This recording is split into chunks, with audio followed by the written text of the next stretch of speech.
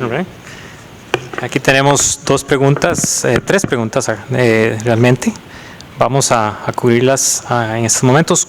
¿Cómo quitar el miedo a los educadores para que apliquen tecnologías en clase y que no se conviertan en el obstáculo entre tecnología y estudiantes?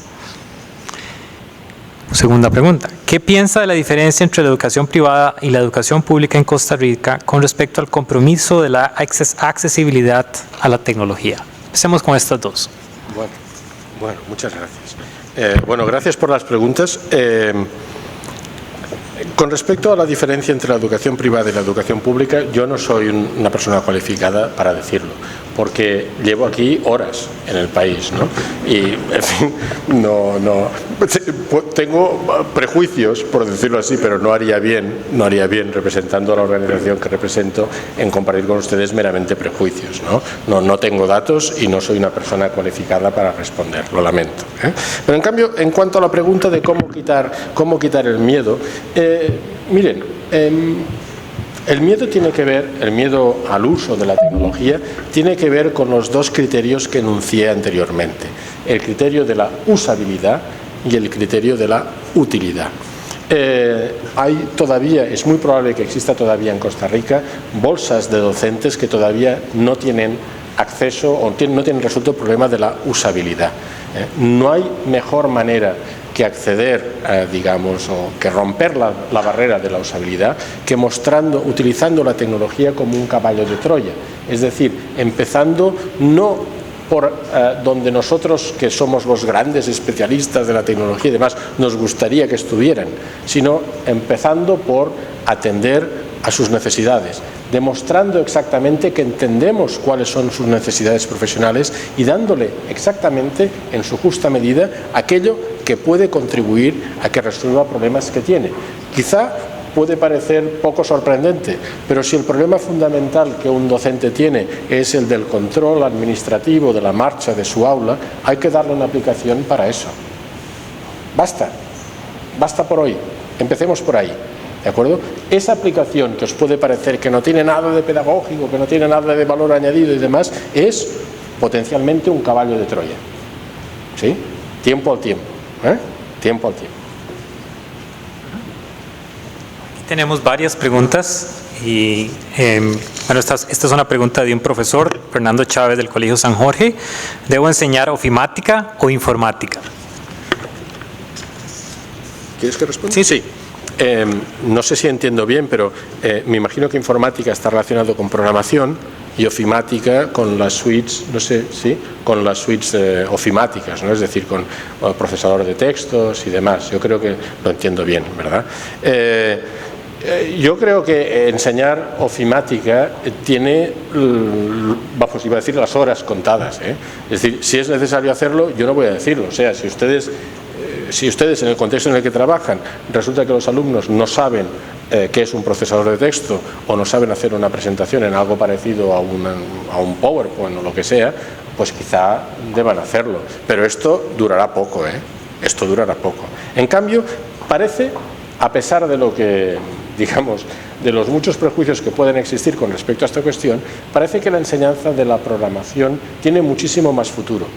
Pero no solo desde la perspectiva, que yo entiendo que es una perspectiva dominante aquí, vinculada con las eventuales ganancias que esto puede tener para preparar un cojín de recursos humanos proclive a a lo que podríamos denominar las necesidades de las empresas tecnológicas, que debe ser probablemente cierto, sino también porque la informática, entendida como lenguaje de programación, ayuda a la gente a amueblar la cabeza, ¿sí?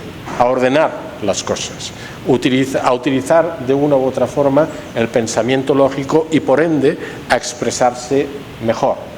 ¿De acuerdo? La manera de enriquecer el propio vocabulario es sin duda leer mucho. No escribir si nadie te lo corrige, sino sobre todo leer, y si puedes leer de grandes escritores, mejor. Pero la manera de educar el intelecto tiene mucho que ver con el aprendizaje de la lógica y del manejo del raciocinio.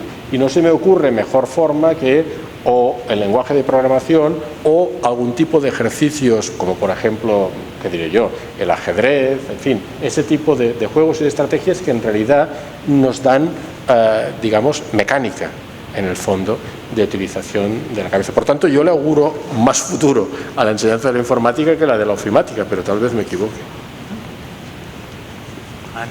Han llegado muchísimas más preguntas y vamos a tener que seleccionar dentro de ellas. Las siguientes dos preguntas, una es bastante abarcadora y una muy específica.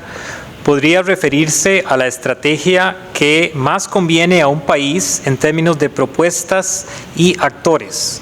O sea, ¿cómo articular diferentes visiones, diferentes propuestas, diferentes actores? ¿Quién orienta?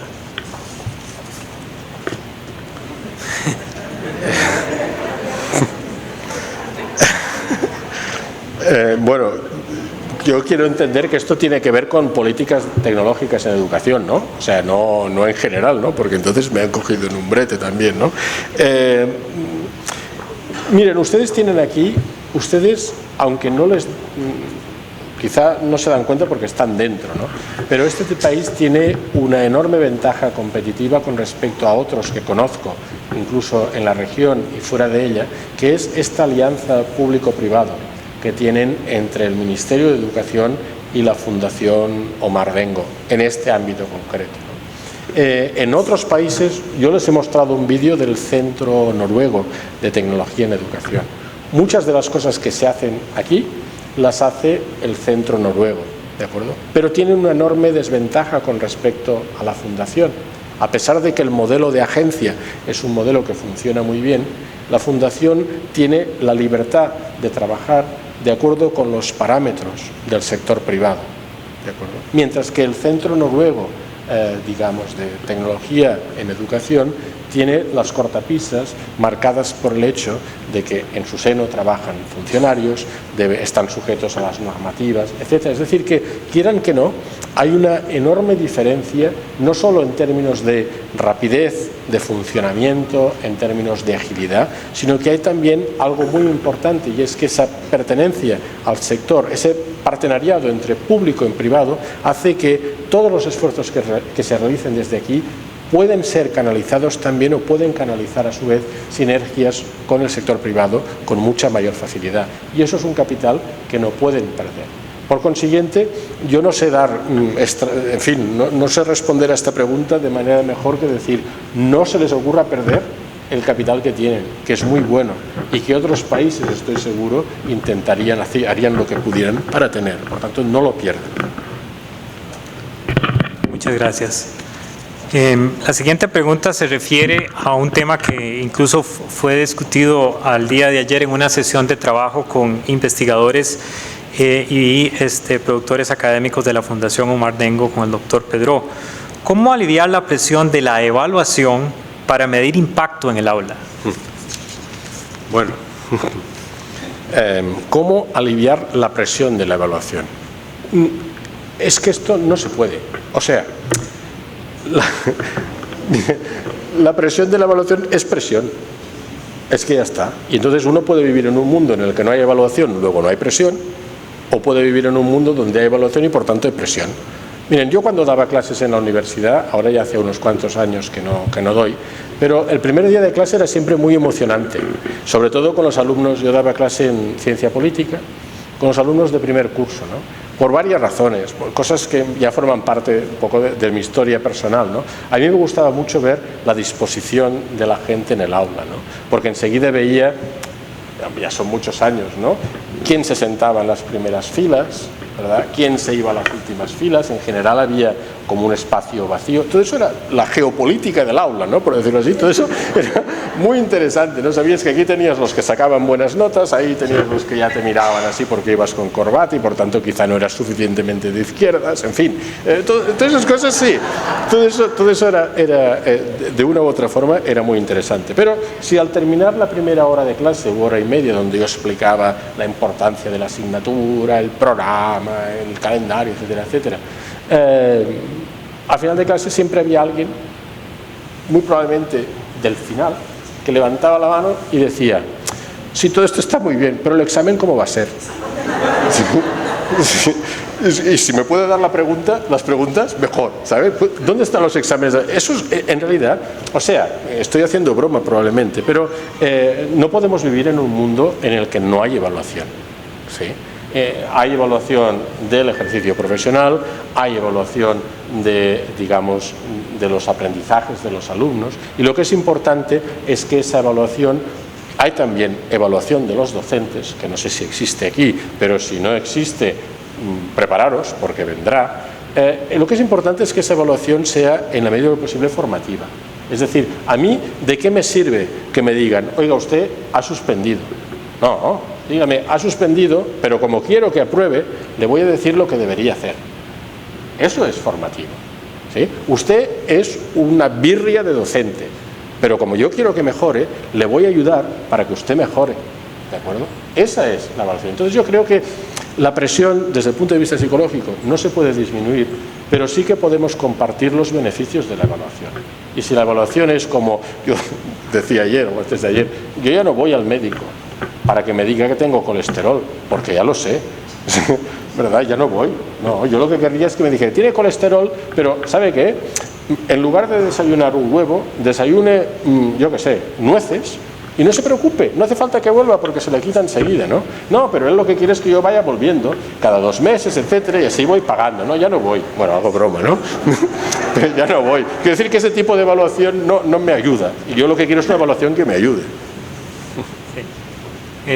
En un ánimo de mantener el tiempo que habíamos indicado para la sesión de preguntas y respuestas, voy a leer dos preguntas más. Una que está muy relacionada a un tema candente a nivel de Costa Rica, y otra que se refiere a un dato que incluyó en su presentación sobre la población con discapacidad.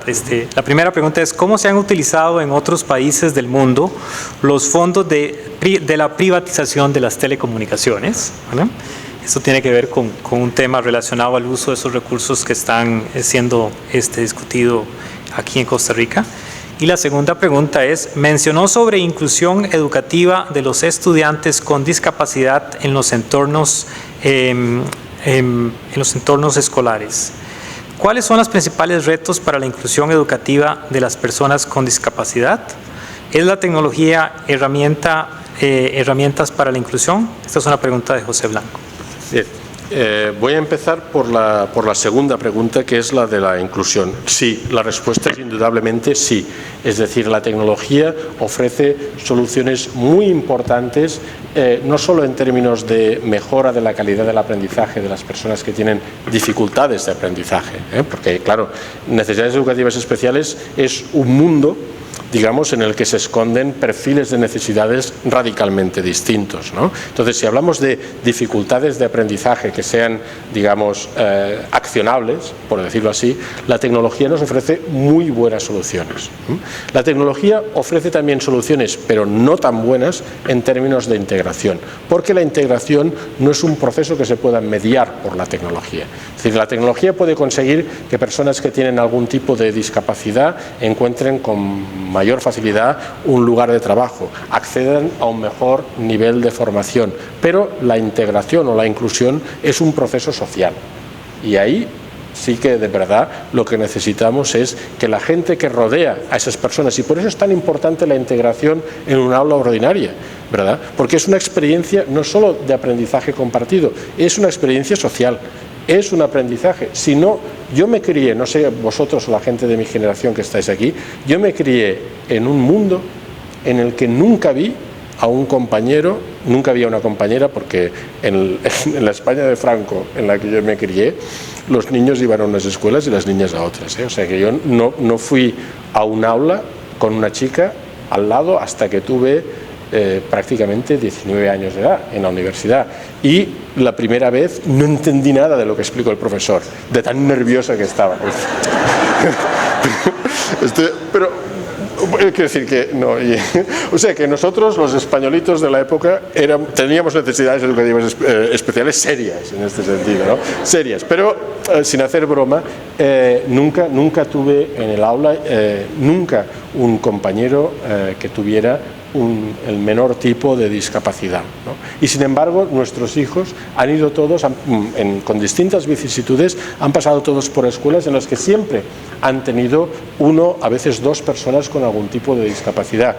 Bueno, el aula tiene que ser el reflejo de lo que queremos que sea nuestra sociedad y hay que saber gestionar esa dificultad. Si no les tenemos en el aula, no vamos a tener nunca rampas de acceso en los edificios, no vamos a tener semáforos con sonido, pero más importante, nunca vamos a conseguir que tengan un lugar decente en la sociedad. Luego hay que empezar por ahí, pero insisto, las soluciones tecnológicas en las que podemos pensar son soluciones operativas, para que aprendan mejor, para que consigan mejores niveles de capacitación, pero la integración es, de una u otra forma, una exigencia social. Por eso es tan importante que vayan juntos, que les tengamos a todos juntos en la escuela.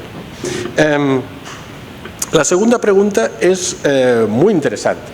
¿Cómo se han utilizado los fondos de la privatización de las telecomunicaciones?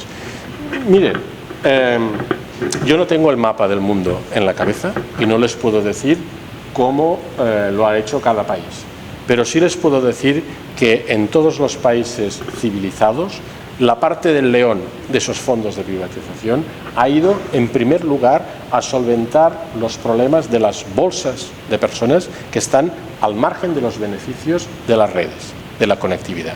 Por tanto, primera cuestión, los fondos de telecomunicaciones tienen que utilizarse de una manera sabia en favor de la equidad.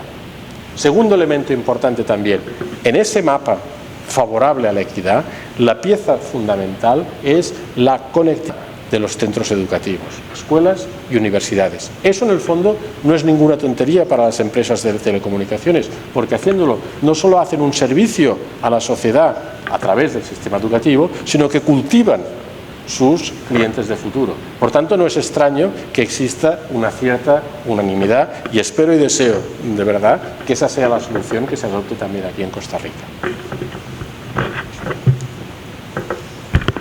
Muchas gracias, doctor Pedro. Quisiéramos agradecerle por su conferencia.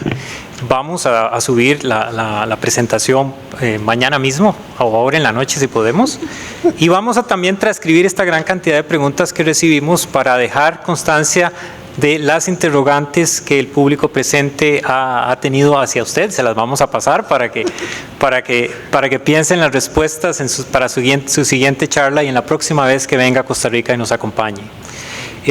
Quisiera que me acompañen con un aplauso al doctor Pedro en agradecimiento a la conferencia. Muchas gracias y muchas felicidades. Muchas felicidades.